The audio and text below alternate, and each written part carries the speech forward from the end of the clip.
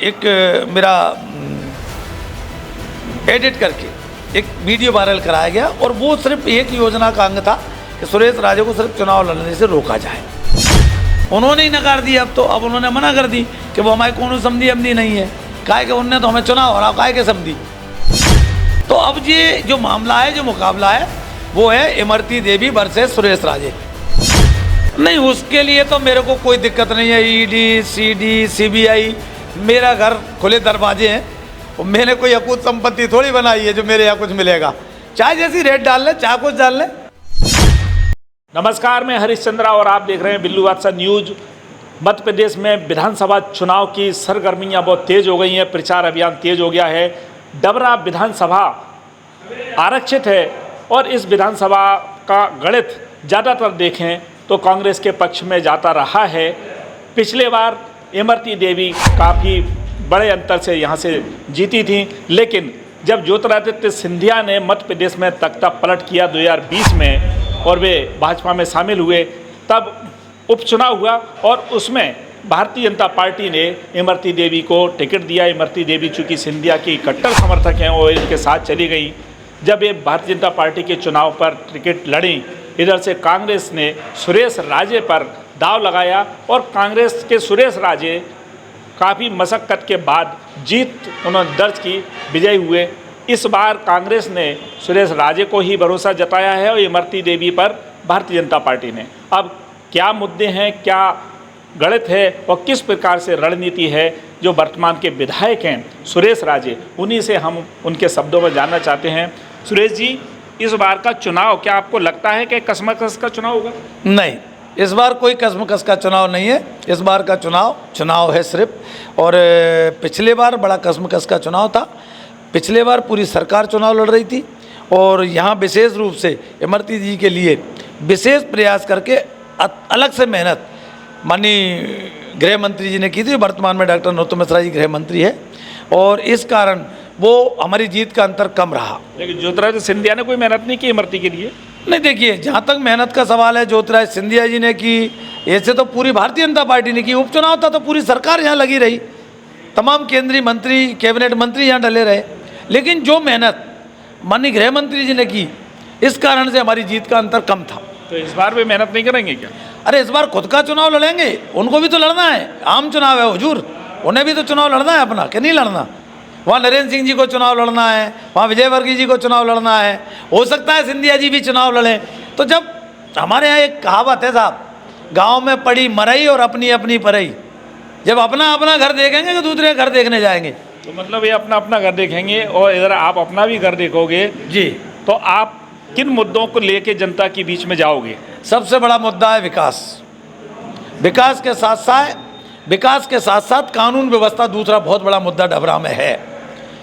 विकास तो डबरा में 90 के बाद से हुआ ही नहीं और कानून व्यवस्था का मामला इतना ख़राब है कि 90 के पहले हमारे डबरा में अलग अलग क्षेत्रों के अलग अलग दादा, जिनको बदमाश गुंडे कहा जाता है, उनके इलाके हुआ करते थे। भगवान की कृपा से एक दौर आया कि उनके इलाके ख़त्म हुए, गुंडे बदमाश ख़त्म हुए। तो आज जब आपकी बदौलत से नहीं, उस समय एक दौर आया, मैंने कहा ना, उस समय एक दौर आया कि उस सब पे विराम लगा। लेकिन आज जब मैं आपके सामने बात कर रहा हूँ तो वो तमाम असामाजिक तत्व, छोटे छोटे अपराधी ही बड़े अपराधी बनते हैं, वो सर उठा रहे हैं। डबरा में किसी तरह का कोई अंकुश उन पे है नहीं। IPL सट्टे के नाम पर डबरा में तमाम सभ्य परिवार बर्बाद हो गए और तमाम नकाबपोश, सफ़ेदपोश लोग उसमें शामिल हैं जो IPL चलवाते हैं, जो भूमाफिया बड़े बड़े अच्छे अच्छे घरानों की ज़मीनों पे, मकानों पे कब्जे कराते हैं, फिर उनको औने पौने दामों में खुद लेते हैं, फिर मोटा पैसा बनाते हैं। ये डबरा का एक सगल बनता जा रहा है और व्यापारी निश्चिंत होकर व्यापार नहीं कर पा रहा। व्यापारी को हमेशा डर लगा रहता है, पता नहीं कब कौन सा असामाजिक तत्व आके दिन दाड़े लूट कर ले। इसके पीछे कौन? ये सारी चीज़ों पे बराबर देखिए, इसके पीछे शासन की, प्रशासन की शिथिलता, अधिकारी निरंकुश है, ध्यान ही नहीं है। थाने के सामने से ATM में से पैसे चोरी हो जाते हैं, ये स्थिति है। इसका मतलब कानून व्यवस्था, नरोत्तम मिश्रा का इनका गृह जिला है, वहाँ कानून व्यवस्था, पूरी की पूरी सरकार फेल्यूर सरकार है। सरकार ने कभी इस ओर ध्यान नहीं दिया। भ्रष्टाचार, बेरोजगारी को मुद्दा रहेगा। देखिए, मैंने कहा ना, देखिए, भ्रष्टाचार अपनी जगह है, बेरोजगारी अपनी जगह है, लेकिन जो हम दे सकते हैं, जो आपके हाथ में है, कानून व्यवस्था आप कंट्रोल कर सकते हो। विकास के लिए आपको कितना समय चाहिए था? 20 साल के मध्य प्रदेश के शासनकाल में लगभग 18.5 वर्ष भारतीय जनता पार्टी को मिले। पूरे के पूरे 18.5 वर्ष में लगातार सांसद भारतीय जनता पार्टी के यहाँ से, केंद्र में लगभग 9.5 वर्ष की सरकार भारतीय जनता पार्टी की हो गई, डबरा में नगरपालिका भारतीय जनता पार्टी की है। ये सारे के सारे संसाधन, सारी की सारी संस्थाएं भारतीय जनता पार्टी की है, लेकिन विकास के नाम पर डबरा जीरो है। तो अब किस मुद्दे पर भारतीय जनता पार्टी वोट मांगने जाएगी? लेकिन वहीं हम कमलनाथ जी ने जो 1.5 साल में किया उसके नाम पर वोट मांगेंगे। हम पर जो 2-3 साल का अल्प समय हमको मिला, हमने जो किया है, हम अपनी जनता जनार्दन के पास उसके नाम पर वोट मांगने जाएंगे। और सबसे बड़ी बात ये कि कमलनाथ जी आएंगे और डबरा में विकास का खाता खुलवाएंगे, इसके नाम पर भी हम वोट मांगने जाएंगे। ऐसी कौन सी बड़ी योजनाएं युवाओं के लिए, रोजगार युवाओं के लिए, किसानों के लिए जो आप की प्राथमिकताओं में शामिल रहेगी? देखिए, किसानों के लिए हमारी प्राथमिकता में सबसे बड़ी प्राथमिकता रहेगी जिगनिया बारकरी नहर, जिसका 3-3, 4-4 बार भूमि पूजन और जाने क्या क्या किया, तमाम पत्थर लगाए, नारियल फोड़े, लेकिन वो परियोजना आज तक पूरी नहीं हुई। लगभग 1500 करोड़ की वो महती योजना थी जो आज पलीता लग रहा है।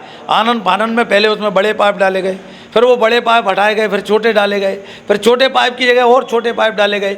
अब वो योजना कब ज़मीन पर उतरेगी वो तो आने वाला समय बताएगा। लेकिन डबरा के साथ एक सौतेला व्यवहार हुआ, ये भारतीय जनता पार्टी के शासनकाल में हुआ।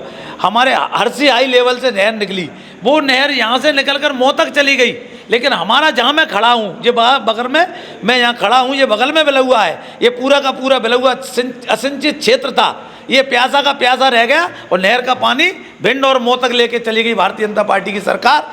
इस नाम पर भी हम वोट नहीं मांगेंगे और आने वाले समय में हम इस परियोजना को पूरा कराएंगे। डबरा को जिला बनाने की आपकी मांग? देखिए, डबरा जिला बनाने की मांग यदा कदा उठती रही है। राजनीतिक संगठनों के साथ साथ सामाजिक संगठन भी इसको उठाते रहे।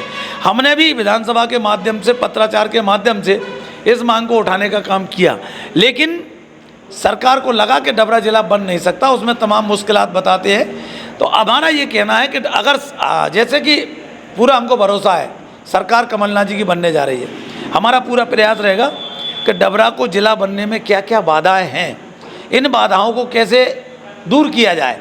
और समय रहते हम ये नहीं कह रहे, ये वादा भी झूठा नहीं कर रहे कि आज सरकार बनी और कल जिले की घोषणा हो जाएगी, परसों जिला बन जाएगा। 5 साल का जो हमको अवसर मिलने जा रहा है, उसके अंदर हमारा पूरा प्रयास रहेगा हमारा डबरा जिला भी बने। जिले के साथ साथ हमारी A क्लास की मंडी है, उसको रिंग रोड मिले ताकि जाम से निजात मिले, और डबरा में 24 घंटे जो धूल उड़ती है उससे काफ़ी हद तक अगर रिंग रोड बन जाएगा तो उसको राहत मिलेगी। अच्छा, आप पिछले 2 साल से विधायक हैं, इस बीच में कोई षड्यंत्र ऐसे भाजपा की ओर से किए गए आपको कमज़ोर करने के लिए? देखिए, अभी ये एक मेरा एडिट करके एक वीडियो वायरल कराया गया, और वो सिर्फ एक योजना का अंग था कि सुरेश राजे को सिर्फ चुनाव लड़ने से रोका जाए, और उसका भगवान ने पर्दाफाश कर दिया। तो इसलिए हमें ज़्यादा चिंता है नहीं, हम ईश्वर के भरोसे है।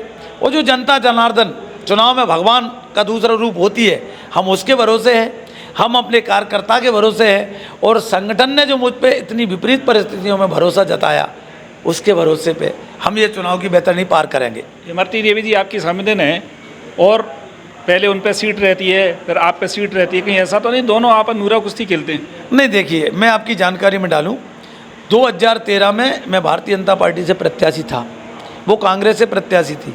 लगभग 32-33 हज़ार के बड़े अंतर से उन्होंने चुनाव हराया मुझे। 2018 में मैं कांग्रेस में आ गया, तो मैं कोई शर्त को लेकर कांग्रेस में नहीं आया, मेरे पे तो ब्लॉक स्तर का कोई पद भी नहीं था कांग्रेस में।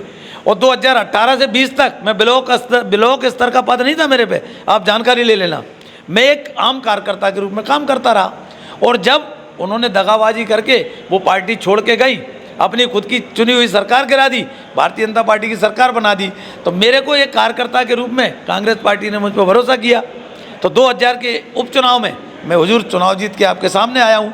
अब रही ये बात कि समझी, तो देखिए उन्होंने ही नकार दिया। अब उन्होंने मना कर दी कि वो हमारे कौन समझी नहीं है, काहे कि उनने तो हमें चुनाव हरा, काहे के समझी। तो अब ये जो मामला है, जो मुकाबला है, वो है इमरती देवी वर्सेस सुरेश राजे। इमरती देवी सुरेश राजे मुकाबला है। वो भारतीय जनता पार्टी की प्रत्याशी है, मैं कांग्रेस का प्रत्याशी हूँ, और सीधा मुकाबला है।